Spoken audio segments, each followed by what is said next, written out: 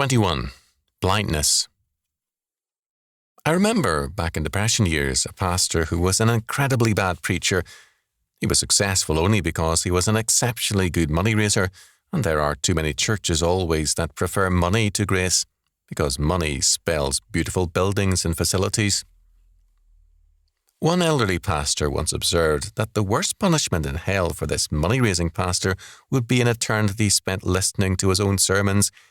Well, he was wrong. About 10 years or so later, this incompetent preacher brought a tape recorder and began to tape his own preaching as some kind of self-test. I was told that he listened to his own sermons and voice with rapture and delight. When men are stone blind, turning up the lights will not help them. When men are cold and dead in their sins and trespasses, medicine will not revive them. They need the regenerating power of God in Jesus Christ. Isaiah describes the blindness of his generation and of all godless men in these words: "We grope the wall like the blind, and we grope as if we have no eyes. We stumble at noonday as if in the night. We are in desolate places as dead men." Isaiah 59:10. The blindness of Isaiah's day preceded judgment. That successful pastor was a blind man, and there are many like him in every walk of life.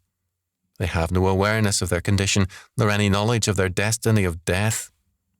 Many things displease them, but not their blindness. In such a society, Isaiah tells us, "Yea, truth faileth, and he that departeth from evil maketh himself a prey." Isaiah 59:15. But it doesn't end there. The spiritually blind have no future. The righteous do suffer, but they triumph also, because we are more than conquerors through him that loved us. Romans 8:37. To be blind at the edge of a cliff means no fear as we walk, but it also means no life.